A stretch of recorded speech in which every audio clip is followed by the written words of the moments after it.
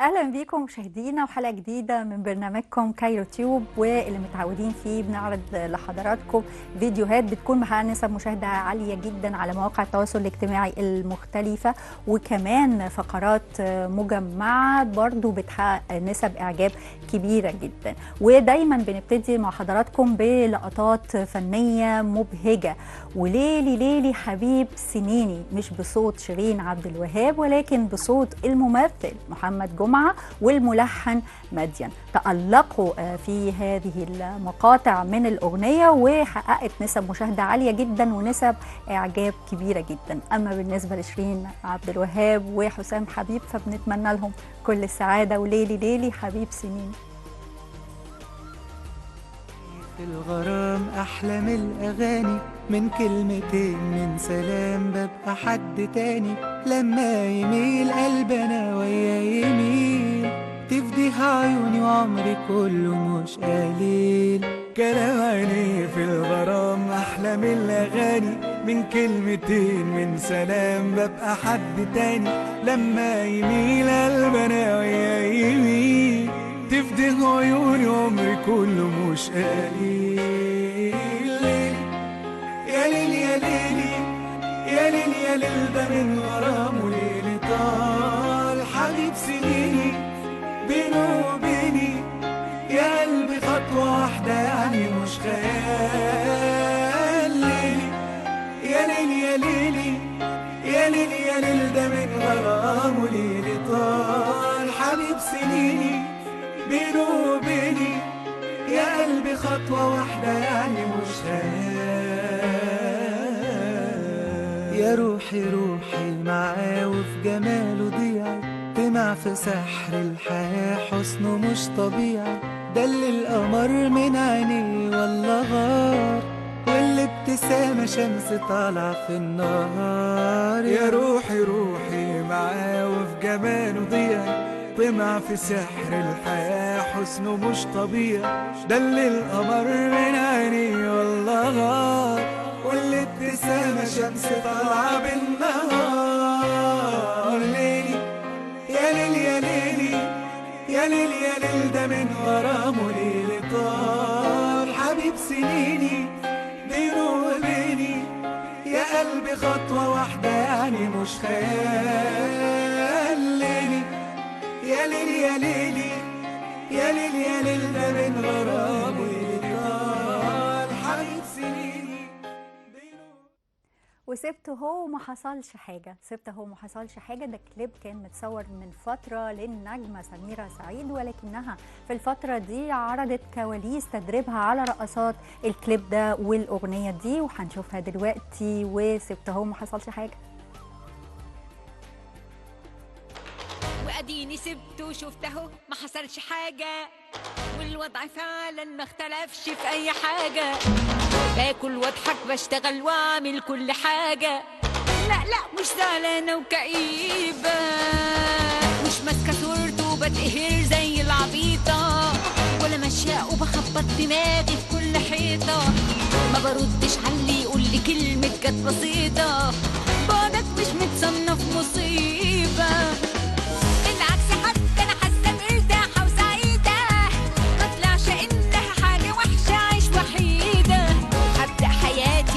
فاضية ولسه بيضة وبشنطة شخصيات جديدة. أنا عارفة إنه زمانه ماشي يقول عليا أنا واحدة شريرة وقوية ومفترية. شايفين يا ناس الست دي عملت إيه فيا؟ جيت بسمع من وأنا بعيدة.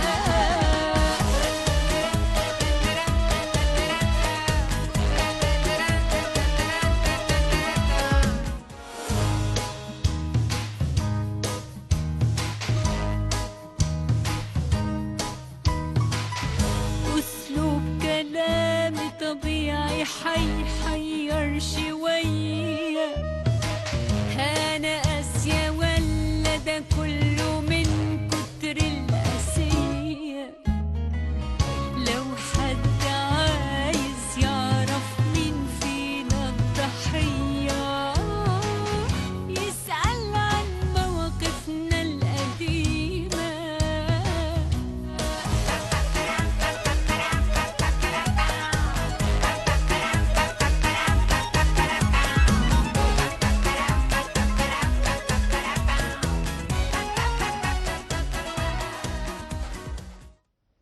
وهتفضل الديفا رول موديل. وموسم الرياض وتألق النجم الهضبة عمرو دياب في موسم الرياض وعرضه لكواليس كتير وأجزاء كتير من حفلته دي، وطبعا محبين كتير ليه ومعجبين نشروا كتير جدا من الفيديوهات دي والصور واللقطات، وطبعا محقق نسب مشاهدة عالية جدا ونسب إعجاب كبيرة. يا أنا يا لأ والله بحبك موت وأحب برج الحوت.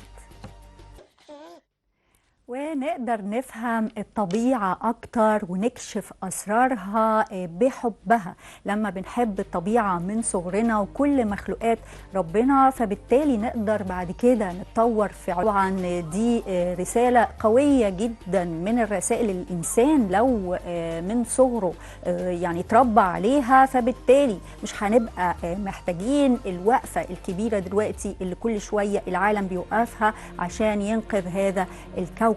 وطبعا يعني فعاليات كتير بتتم في كوب 27 لإنقاذ هذه الطبيعة اللي ادتنا كتير جدا من خيراتها، ولكن للأسف الجنس البشري لا يبادل هذا العطاء بعطاء ولكن يبادله للأسف بالتخريب.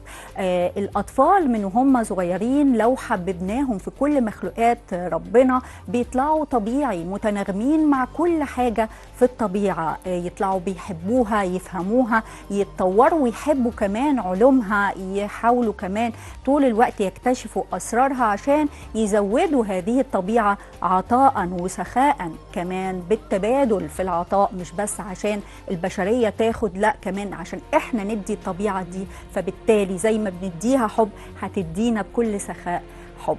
مشاهدينا هنشوف في الفقرة اللي جاية تفاعل كبير من الأطفال مع مخلوقات وكائنات مائية سواء أسماك أو دولفين أو غيره، واللي بنتمنى هذه الثقافة تنتشر لو فعلا عايزين هذا الكوكب ينقذ وينتصر.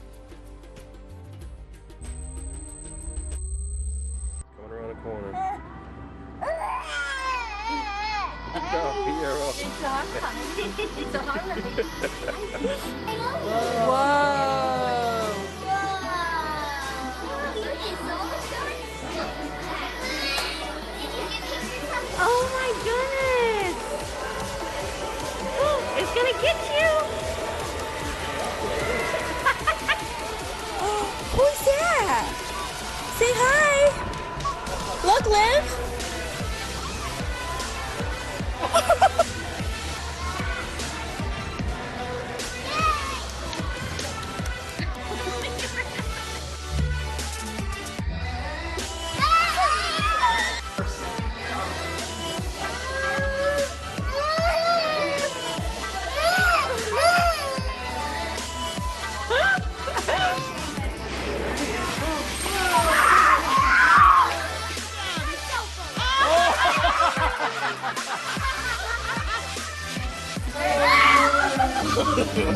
No. Wave, Damus, wave to him.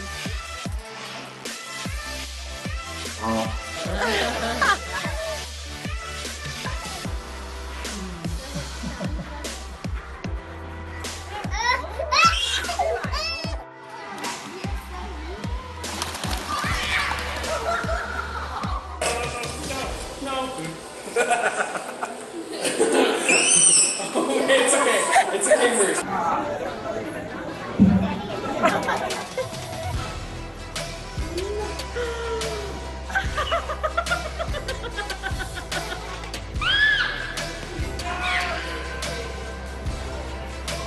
Lydia!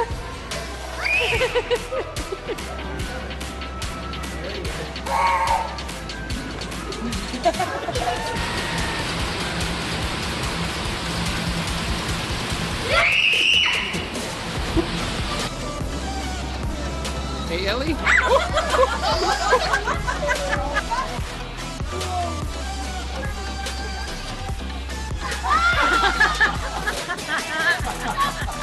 There you go. Yeah. Right behind. Turn around, Dal. Turn around.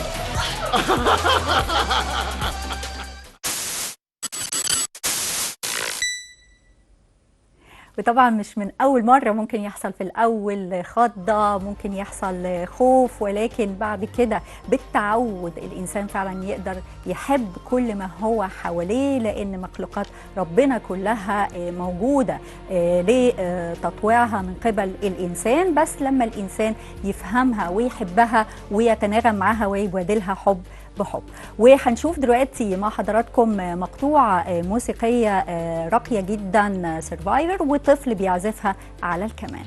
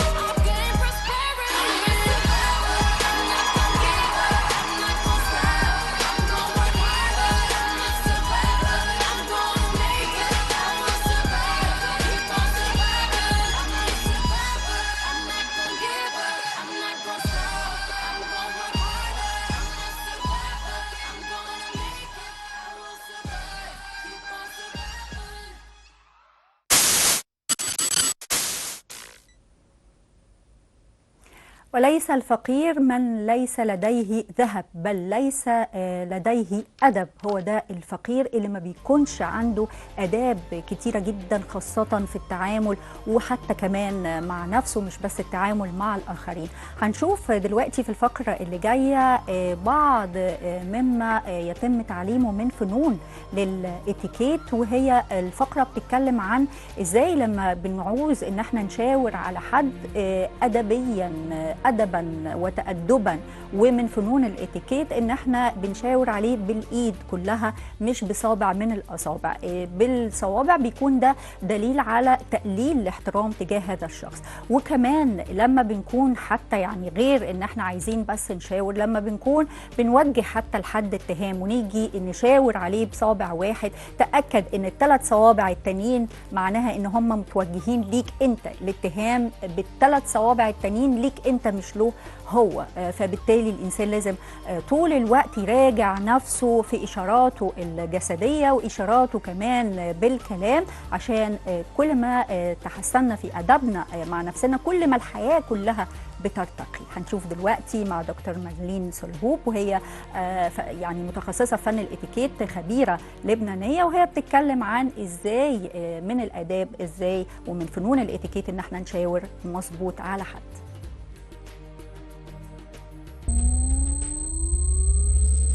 ما فينا ندل على الأشخاص بإصبع واحد. عالمياً هيدي تعتبر إشارة وقحة. وكمان في شغلة إنه الشخص غريزياً بحس إنك عم بتقلل احترام لإله، مشان هيك الأفضل نمد إيدنا وندل على الأشخاص. وهنشوف دلوقتي مع حضراتكم برضو ازاي الانسان لما بيتفاعل مع كل ما هو في الطبيعة يقدر يطوع هذه الطبيعة ولكن بالحب. هنشوف دلوقتي مدربة وكلبها وازاي بيعملوا لنا استعراض في منتهى الرقي بتطويع كل ما هو في هذا الكائن. الانسان بذكاء وكمان بحبه يقدر يطوع ويسخر كل الكون ليه طالما هو كمان في خدمته.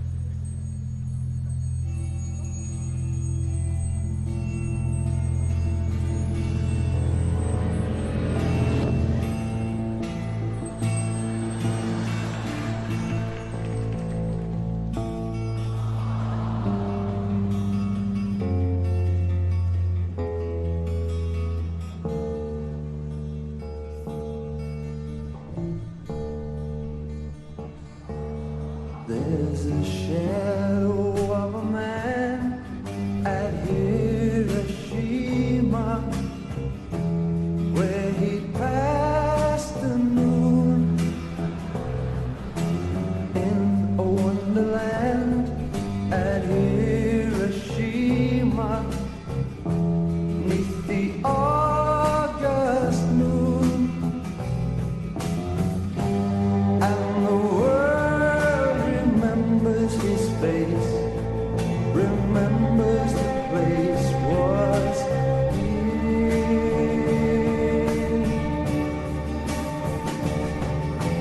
Fly a little bird to Hiroshima and away alone.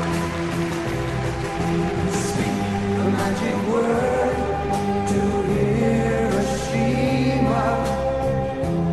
Let the sky explode, and the world remembers his name, remembers the flame was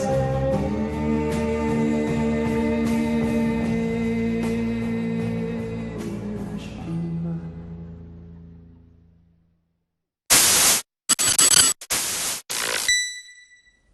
وتيجي تصيده يصيدك، وهنشوف دلوقتي مواقف كوميدية مع الصيد.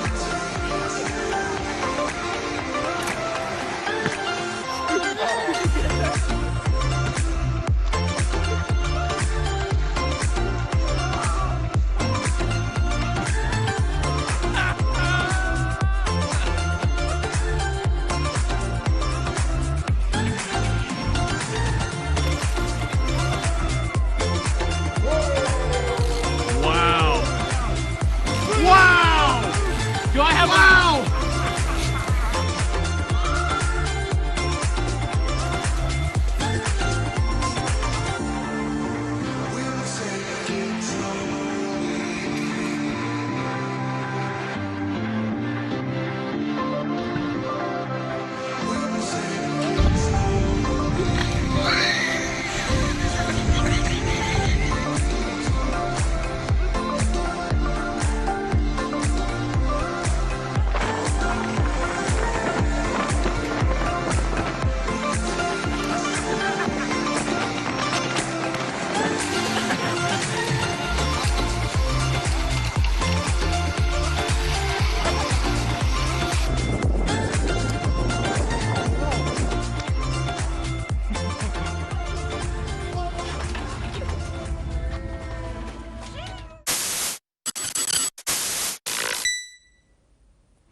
لما بندي أجسادنا الطعام الصحي، هل جسدنا بيقعد يفكر ويخطط إزاي يحول الطعام الصحي ده لصحة وعافية لأعضاء جسمنا كلها ولياقتنا ولشباب أعضائنا، ولا ده ميكانيزم تلقائي جدا بيتبعه الجسم طالما ما بتدخلوش حاجة سلبية هيحول كل اللي بتدخلهوله تلقائي جدا لحاجات إيجابية تعزز صحتك، تعزز شبابك، تعزز لياقتك.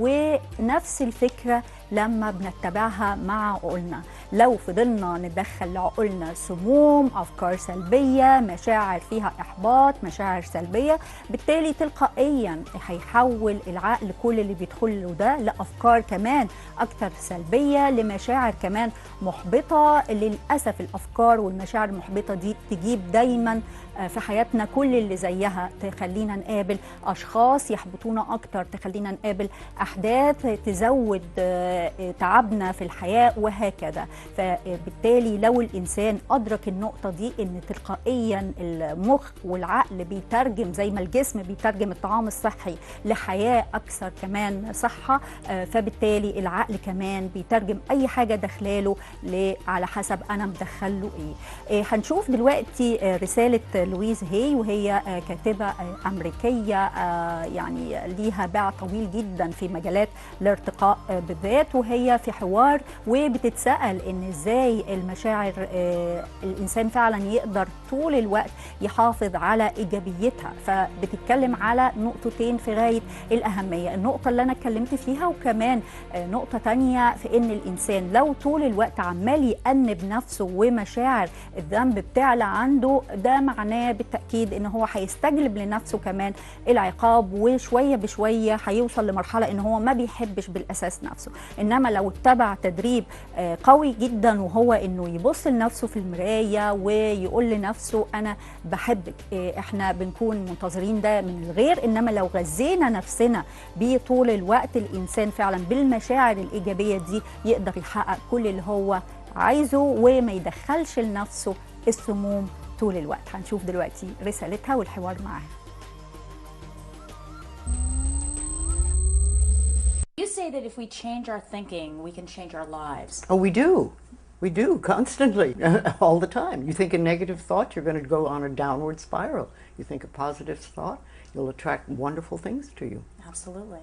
So, can you share with us a little bit more about your beliefs and ideas and thoughts about ourselves and the cause of our physical and emotional problems?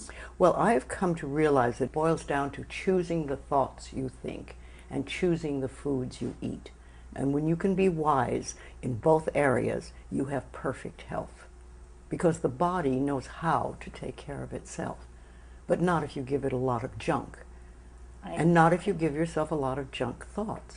So it's a clearing. It's clearing the weeds from the area, from the mind and from the soil. And well, I couldn't agree with you more. I've been following your work for years and years, and so. But for those of people that have tried to change their thinking but seem to be stuck, and can you give them some advice to help them to be more positive or to get through? Well, those I don't places? think that they've been trying and they're stuck. I think they just haven't tried. Because if you will practice this, even a small amount, it makes a difference. I have a simple exercise I give everybody, and some people say, oh, that's so stupid, it's so silly. But I ask them to look in the mirror especially first thing in the morning, and just look in their eyes and say their name and say, I love you. I really, really love you. And this is enormously hard for most people to do to begin with. But as you continue to do it, it makes a big difference. You see, life loves you. Life really loves you. But if you don't love yourself, it's very hard for life to bring you the goodies because you've got this wall up. So when you can learn to love who you are, and that's the way you were born. When you were a little tiny baby, and when I say you, I mean everybody listening to this, we all adored ourselves. We loved our bodies, we loved every part of ourselves. And then we started to listen to other people who told us we weren't good enough, or we didn't do it right, or no, no, no. And so we decided that maybe we weren't very good. And that's where we get all mixed up.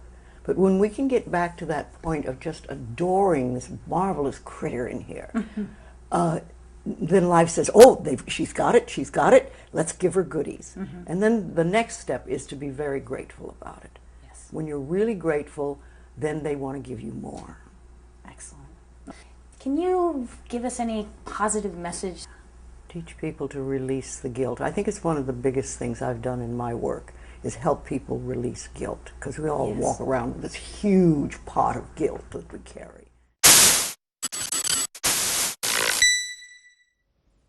مهما حاولنا عمرنا ما هنقدر نتخطى او نتفادى كل اللي ممكن من واحنا صغيرين يحاولوا ان هم بدون حتى ارادتهم، يعني غصب عنهم، ان هم يحسسونا بالذنب. ولكن هذا الشعور لما بكبر بيه بيفضل فعلا ثقل جوه كل نفس بشريه ممكن تمر بالمشاعر دي، اللي هو صغير مش قادر يتفاداها او يتعامل معاها او يغير كل اللي داخله دي من مشاعر.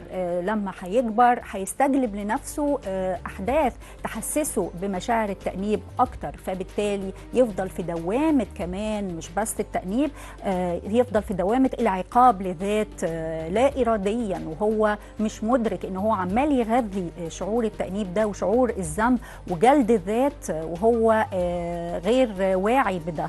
الإنسان لما يكرس بوعي بقى حبه لذاته وتقديره لذاته مهما كانت فعلا توجه لها حد قبل كده بالنقد الشديد، بالازدراء، بالسخرية، بكمان لا طول الوقت زي ما لويز هي قالت لنا، وهكذا لما بعوض أنا ده لنفسي بشكل كبير جدا وبحب ذاتي كما تستحق، لأن هي بالأساس نفخة من روح ربنا، فبالتالي هي طول الوقت مقدرة من قبل ما أي حد يقدرها، ومحبوبة من قبل ما أي حد يعني فعلا يعطيها هذا الحب وتتلقاه.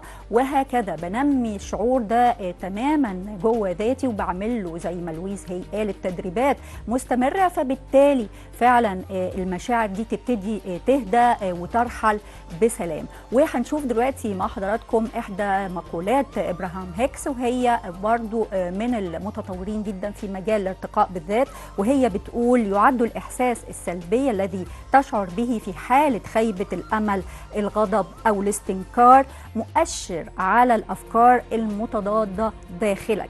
هكذا تناقض نجاحك والوفرة لديك وبتعاكس انسجامك مع المصدر. هكذا بتناقض نجاحك والوفرة لديك وبتعاكس انسجامك دائما مع المصدر. طبعا احنا مصدرنا دايما بيكون كل ما يجعلنا أكثر نجاحا في الحياة، أكثر اتساقا، أكثر كمان تناغما. فبالتالي أي مشاعر سلبية سواء خيبة أمل، سواء غضب، سواء كمان استنكار وخلافه، لو أنا منتظر أحداث معينة عشان تغير لي المشاعر دي هفضل طول الوقت في نفس الحالة. الموضوع المفروض يكون العكس، أنا اللي بغير الإحساس ده وأستشعر طول الوقت شعور جايبه فعلا واخده من خالقي المصدر اللي باخد منه طول الوقت ربنا، وبخلي المشاعر دي تستبدل بمشاعر سكينة، بمشاعر أمان، بمشاعر اطمئنان، بمشاعر ثقة ويقين كمان في نجاحي. فبالتالي اللي أنا عايزه يبقى أسهل جدا إن هو يتحقق. إنما لو طول الوقت بأحبط من إن أنا ما بحققش اللي أنا عايزه ومعتقد إن بإحباطي ده وبمشاعري دي هحقق اللي أنا عايزه. الموضوع معكوس تماما. الاول حقق الشعور اللي فيه هدوء، فيه انسيابيه، فيه تحقق، فيه ثقه، فيه سكينه، وبالتالي اي حاجه انت عايزها هتجيلك تلقائيا. مشاهدينا، دي كانت حلقتنا النهارده في كايرو تيوب. نتمنى كل فقراتها تكون نالت اعجاب حضراتكم. مستنيينكم في اسابيع تانية كتير وحلقات كايرو تيوب، والى اللقاء. باي باي.